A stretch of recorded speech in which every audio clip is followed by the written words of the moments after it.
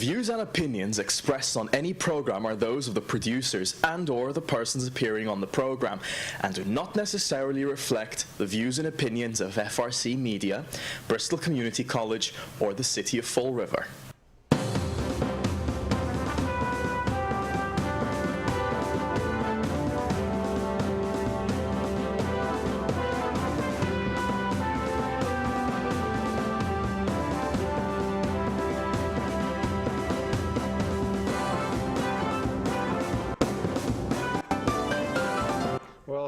Welcome to Spindle City Straight Talk. I'm Chip. And I'm CJ. And I'm Carlos. There we go. And we're ready to go. Okay. We had a little bit of a broadcasting issue. It kind of dropped us for a second on our live feed, but we are going forward. We're back on the air now. We're like bad pennies. We're back. I know, it's terrible. That's why you run to the phone? Yes. I saw you had like 15 seconds to run to the phone. The system wasn't set to handle us, but you know what?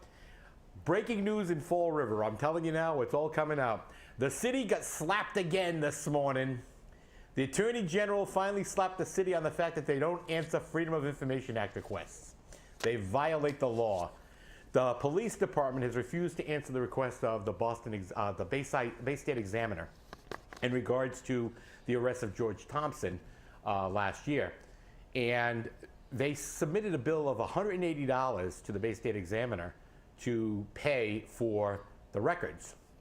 Now, the state law actually has the fees set, kind of like they did to me on the request for the 100 salaries. And they fought them tooth and nail, and the Attorney General said it. Nobody ever does anything because Secretary of State Galvin, who's basically now proven himself to be useless because when people file complaints, he does nothing with them by his own admission, has turned around and finally answered the request of the Attorney General to stop forwarding those complaints over to her so she can enforce the law. So Fall River was the poster child for the enforcement of the law, who regularly and as a matter of recourse violates the requests of its citizens for information that they are required to provide. So needless to say, they're not happy about it. You can read part of the story in today's Boston Globe. Well, I don't understand why everybody is so surprised. I mean, you know, they violated the law they ignore us all the time. They don't care what we have to say about taxes or about, you know, they don't care. I know. You know, it's ironic. And we add to that the fact that, again, the great missing money. What happened to the money from the Housing Authority? First, the city says the Housing Authority didn't give them the money. The Housing Authority says, we have records, we gave you the money. Damn, again. Have we, I have to say this. I just don't know how any city councilor that has one brain cell could vote for a budget in this city.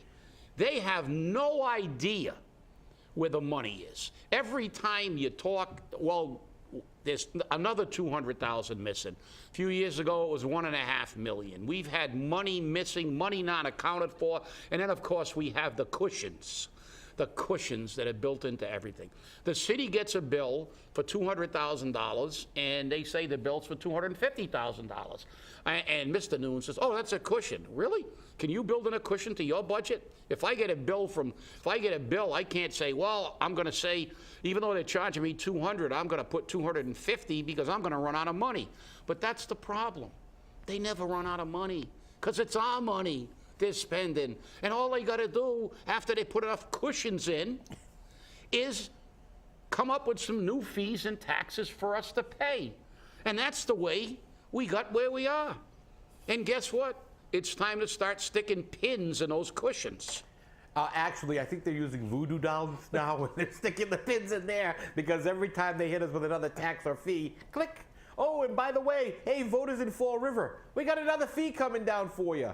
$5 a day to use the city boat ramps if you're non-commercial, or I believe it was $60 a year, and it's $30 a day if you're commercial, and $250 a year. I shouldn't say year, it's a season. But again, another fee. There's never been a fee that the city of Fall River didn't love.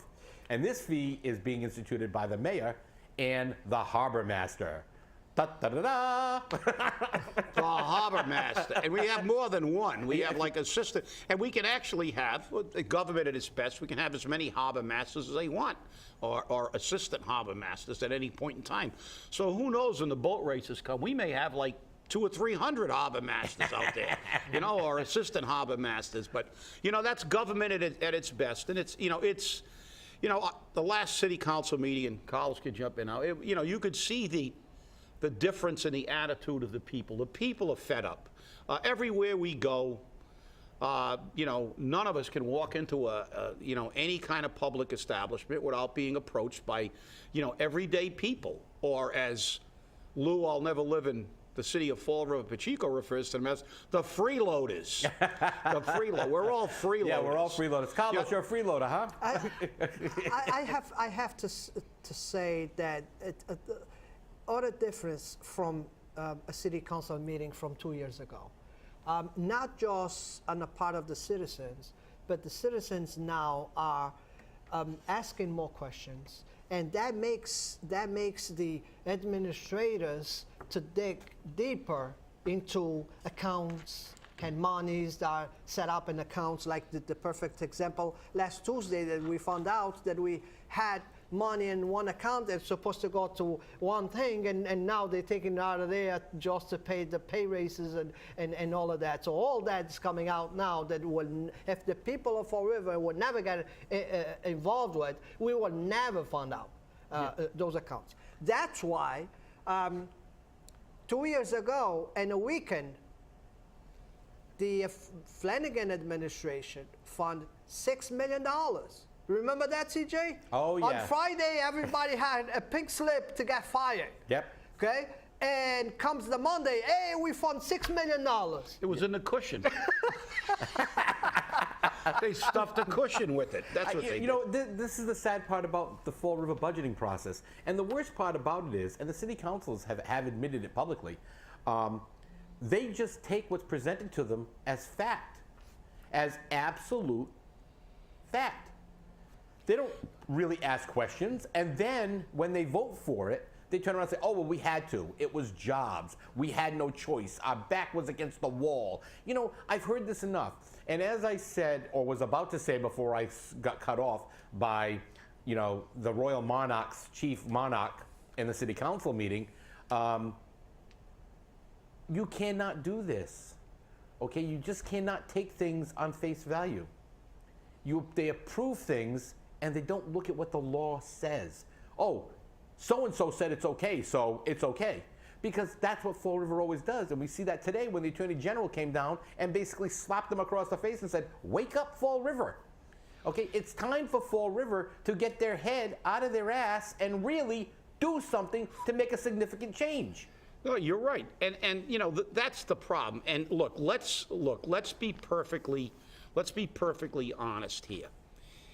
They knew in many cases what they were doing, but it creates plausible deniability for them. They just blindly accept any kind of reason or BS that some department head or somebody throws them, any administrator, and they go, well, that's the way we. Well, that's not true.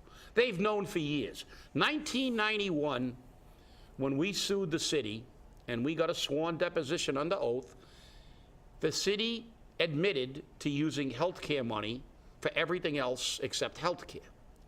I went before the council in 1992, read the depositions. We've gone before the council numerous times since then and told them that they mishandled money. As a matter of fact, at the last IAC meeting, Kathy Ann Viveris again said they still do it when I pointed out that the city should have $18 million in a health care account to play with. Had they done exactly what they are statutorily required to do with the employee money, which is keep health care money isolated and keep it in an interest-bearing account. Now, if they had done exactly what they were required to do with our money, this city would have $18 million surplus just in the health care fund. But they don't. They rob Peter to pay Paul. As Carlos said, they take money from here and they stick it in there. And then when money's needed over here, they'll grab it from some other place. And that's why our budget is a fiasco. And that's why we have to use the expletive word. We need an forensic audit. Oh, the FCC's coming. That's it. We're in trouble. That's it. Forensic audit, because we need to see if there's been compliance with laws. Because the fact is, you know, the mayor went on and said, "Oh, we can't say." No, forensic means criminal. No, it doesn't, as I said before. It just means an audit which actually looks at its applicability to law. And so, and that's the type of audit that we need in a city, because, you know, money that's being used, tax money, is either statutorily regulated or regulated by ordinance or regulated by other factors. You just can't take money from one place and willy-nilly throw it around. There are bid processes that are in city ordinance. There's statutory requirements on how to handle money. And those things are never followed in Fall River. Never followed in Fall River. That's just like the, you know, this complaint that just came down. They don't abide by the laws about freedom of information. They don't abide by the laws that require them to have a fiduciary responsibility for our money. And you know, they can say what they want, and they can say, like, this is a new revelation. But you know something? They've known it for a long time, as has we. But I got to say something, Carlos, before I jump, because you're right. People are beginning to change. I ran into a friend who was totally apolitical. He never, ever gets involved in politics. His attitude always was, hey, you know, it's not my, you know, it's not my job. I don't, you know. But he's been watching council meetings on a regular basis now, and he said, he actually thanked me and said, well, I want to thank all you people who go before the council and who give the message, because I am now interested and I see the council changing. And his words were really encouraging. He said, you people are making the council start to do their job for the first time. And that was really, you know, that's the greatest compliment that anybody can get, that we're actually affecting the public process. Yes, that's true. And just going back and about finding out how we run the money, I think it's on the best interest of the city to have somebody else taking a second look at the books. If I was an administrator, I would prefer to have somebody else outside my people to take a look at that. That's a perfect example when you go to a doctor and he finds something wrong with you. The first thing, he takes care of you, but the first thing he says is, I'm going to send you to a colleague to make sure that, you know, I'm right. And then we will follow from there. And people that are responsible for other people's, they need to have a second look at it, just to make sure that's right. If a doctor does that and he's supposed to care for you, and he says, oh, I found something wrong, but before I jump into a conclusion, I'm going to send you to somebody else for a second look, okay? It happened to you, happened to me, happens to everybody. So if I'm in charge of a big thing like that, that I cannot be seeing every single department and every single dollar, I would prefer to have somebody else taking a second look to make sure that whatever my people saying, I can put my stamp on it. No, you're 100% right, Carl. But the problem is that only applies if you want to fix something. See, the city does not want a second look, because the revelation might come out when they get somebody to really look at the books that we are technically bankrupt and in receivership. When we did that audit in 91 into 92, that thing actually lasted over a year. We hired Ernst & Young, which is one of the premier, if not the best, one of the most highest rated accounting firms in the world, not only in the United States, in the world. We had a senior accountant come in who had actually done an audit of the entire state of Tennessee, where money went into the almost trillions of dollars. And I'll never forget, after he was here for like a day and a half, his words to us when we had our first meeting with him. He said, "In my career, I have never seen a city at this level of disarray. It's a disaster. They have slips in a drawer. Not half the stuff isn't on a computer." He said, this city is it's catastrophic the way they handle money. And even the arbitrator later who ruled on the case said, and I remember it, I don't even have to look at the arbitration, it's somewhere in my attic, but those words are just burned into my memory. He began by saying, "There is no question that the city's books were in a total state of disarray." Well, guess what? They're still in a total state of disarray. I mean, just look at the council meeting. Mr. Nunes has never had an answer for anything. He never gets a number right. If he gives you a number, it changes the next day. We can't find the money from the housing authority. We've lost money, over the last. It's like, as I said, any counselor that can vote for this budget obviously has not been paying attention. We need to go to either a 112 budget or into receivership, because, I don't want to hear that if we go into a 112 budget, this will destroy these departments. It'll have a devastating impact. Well, how about laying off most of these departments? Is that a devastating impact? So it's baloney. The fact is that this budget should not be approved. We should go to a 112. Chip, this is the whole thing, all right? Back in 1991-92, the books were in disarray. Today, the books are in disarray. They're just a little more organized, so it's organized disarray. It's organized chaos. But when they're moving money around, and I pointed this out a few episodes ago, from one account to another, and I'm looking at these accounts and I'm going, how come they're moving money from the insurance reimbursement account? That's when there's an accident, property gets damaged, and insurance company pays the city. Why are they moving that to payroll? That doesn't belong in payroll. That goes to replace what was damaged. All right, but they do that. Now they're moving money from another insurance account to pay for $237,000 or $239,000 that the housing authority didn't pay but did pay. This is what we call misinformation. This is how we make the city council, who are all nimrods, they're nitwits, because everything they tell us is true. I mean, and that's always their excuse. Everything they tell us is true. Come on, everything they tell you isn't true. We know it. We sit there in the gallery and we laugh. Because you're like, you actually believe this? I have quoted them the law, I don't know how many times. And you know what? They don't want to hear it. You know why? I'm not a lawyer. I just played one on TV. So, it just gets to be so frustrating. And then you get people in the community which come out and vilify you, they attack you, and they say, well, why don't you run for office? Oh, wait, you have, and you didn't get elected. If you have all the solutions, why don't you give them? I do give the solutions. You may not like them, and that's okay, but at least I give them to you. I send emails to the city council on a regular basis. I've actually started to cut that back because, you know what? They don't even acknowledge them anymore.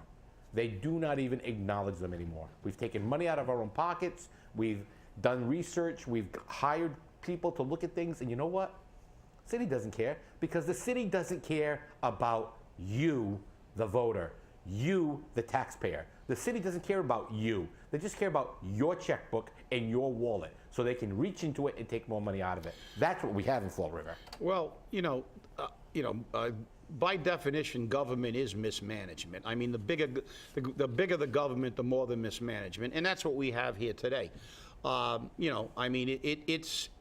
people are beginning to pay attention, and hopefully we can begin to put people out of office and put people in who are going to listen, pay attention, do the job, and listen to people. I mean, I remember the time that the former corporation counsel was up talking about Dominion, and they were talking about how they couldn't, they couldn't find the suit or the court decision, and CJ pulled it up on his phone in about 3 seconds. Exactly. And we were reading the decision in the audience that she was saying she couldn't get, and she's supposed to be an attorney. Well, that's one of the problems. You know what they do? Government inundates you with BS to convince you that they're right. They're as wrong as they were when we had one auditor. Now we got an auditor and 2 assistant auditors and 4, and every department has extra people now. I remember when we had one assessor, not an assessor and an assistant to the assistant assessor. Now we have the treasurer with assistants, and we have, the auditors, and they bring these platoons of people down and to give you misinformation. And they go, well, that's their ploy. They say, gee, this many people can't be wrong. Well, guess what? They've proven it.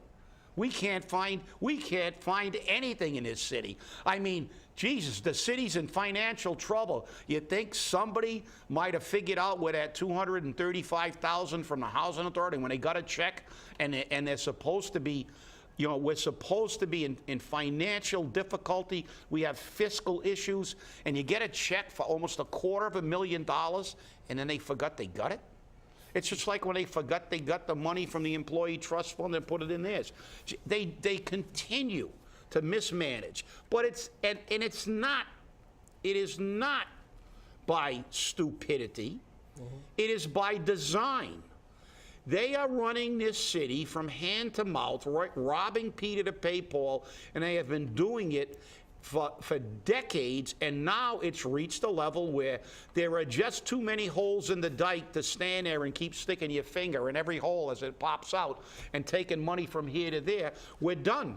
The well is dry. Mm-hmm. And now they're gonna finish off what little this city has left. They're gonna destroy people's pensions and make them lose their houses with a total disregard for their fiduciary responsibility. And that's what everybody is failing to get, especially the council. I don't want to hear the excuses anymore. I'm going to file with the attorney or anybody I can, because they have a fiduciary responsibility to the taxpayers of this city to invest their money wisely. We pay. We should get to choose what that money is used for. As I said in front of the council, they keep saying we got to run this like a business. What business do you go to that you don't get what you ask for? The guy's not going to be a business. If you go into an ice cream shop and say, I want chocolate, and they say, hey, tough crap, you're going to get vanilla. You're going to go, okay, see you later. I'm going to the next shop. But this city says, oh, you want police and fire? Ha, to hell with you. We're going to hire somebody from out of town while we're laying off and put them in some office. I heard a story from a City Hall employee that a girl who's worked in City Hall for a long time applied for a job. She had 6 interviews because every time Sam had to go somewhere, and I don't know whether it was to tuck his daughter in or he wanted to go to the spaceship to the moon or something. He had a space shuttle to the moon. But she had 6 different interviews, which he kept leaving before he could complete the interview. Then she left on vacation, and when she left on vacation, they hired someone that doesn't work for the city for that job. So we're laying people off. People are getting pink slips while we're hiring. People are getting pink slips while we're giving out pay raises. Something's wrong with this picture, and they are violating their fiduciary responsibility.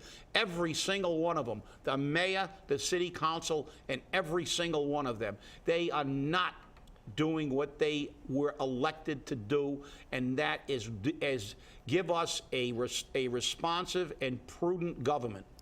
And at one of my visits at City Hall, which I spend a lot of time at City Hall lately, but I was speaking to a lady that got the pink slip. She worked for many years for the city. She got the pink slip, but on the same day, she was told that she needs to train somebody else for her job. So she's in the 2 week left work training somebody from outside that I came to find out has connections. That's why she got the job. She's family of somebody that's closer to the mayor, and she got the job. And this is a surprise to you? No, it's not. Oh, That's why. that's why I'm like, I was going to say, Carlos, you're looking kind of surprised. At this point, nothing surprises me. Yep, the only thing that I'm getting surprised every 2 weeks is they're going to have to add seats at the city council soon because we're running out of seats. Oh, no, we can't do that. We had to take seats away because Pat Casey felt threatened.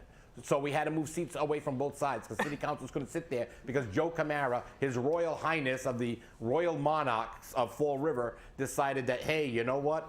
Can't put those seats there because a city councilor feels uncomfortable. We're going to deny the people their rights to be there. Yeah. You know, but hey, whatever. No, you're right. But it's, I mean, I feel threatened. I feel threatened that I'm never going to have a dime because they're going to take all my money in fees and taxes. So we all feel threatened.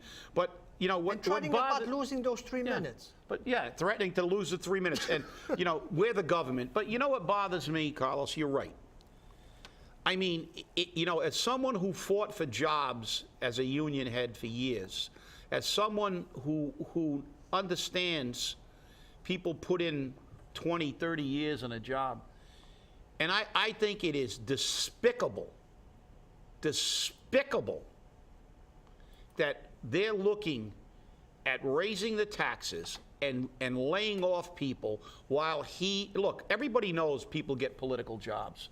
But the fact is, I'm sorry, not when people are going out the door, not when you're asking the taxpayers to pay more for less. You don't hire, you don't give out pay raises during that period. That is despicable, it's reprehensible, and they should be ashamed. And it shows a total arrogance on the part of this administration to basically say, I'm giving you all the finger. I'm going to raise your taxes, raise your fees, throw people out that have worked for this city for years, and I'm going to hire any damn buddy I want. So that's why I'm going to do everything I can to get them out of there in November. We live in a world that we want transparency, okay? We live in a world where our mayor says everything will be transparent. The only thing that's transparent is the mayor isn't there. We don't know who is running the city. And if the mayor is not there, and let's be real, he has already turned around and said, I believe you were present, Carlos, when he said it, I did not authorize any pay raises in the budget. Did he not say that? Yes. He was very much unaware of any pay raises in the budget, correct? Yes. So he's saying this, he's the man presenting the budget, he's giving it to the city council saying this is my budget, and he doesn't know what's in it. Wait, but where's my lawyer? Yeah. You're asking me questions. I need a lawyer. Go to the 6th floor. Oh wait, you won't find him there. But this is what happens. This is what happens, and the people sit there and they feed on this pablum. They follow along like lemmings, and as they all fall off the cliff, they all just keep going. Well, guess what? Chip said the other day, we're the can that's the end of the cliff and we might be falling off. Chip, we fell. We're falling fast. Well, look, I'll tell you what, we're out and about in the community a lot, and Carlos can speak to this too. I mean, I haven't seen anybody who's happy about the direction the city's going into in a very, very long time. I have never seen, and I mean, this guy is beating one of his advisors, Bob Carrere, in becoming one of the most unpopular mayors in the history of the city. And he's done this in time. And, you're right. There is transparency in the mayor's office because you can look and he's invisible. It's transparent. You can look right through to the windows that they replaced the door is open. He's never there. The door is open. So. Yeah, well, the lights are on, but nobody's home. Exactly. Well, believe it or not, I mean, we're at the end of our show. We never have enough time. Oh, wait a minute. I hear the 3 minutes. Time to wrap it up. Wait a minute. Where's the gavel? Where's the gavel? It's always great being here and having you, letting you have us in your home. I have to say I have fun on Fridays here on the show. Yeah, this is one of the best shows. Hey, thanks for watching. We hope to see you again on Wednesday. And keep following us on Facebook because we post news there daily, so you'll know it. Thanks for watching. Have a great weekend. Bye-bye. Up the rebels.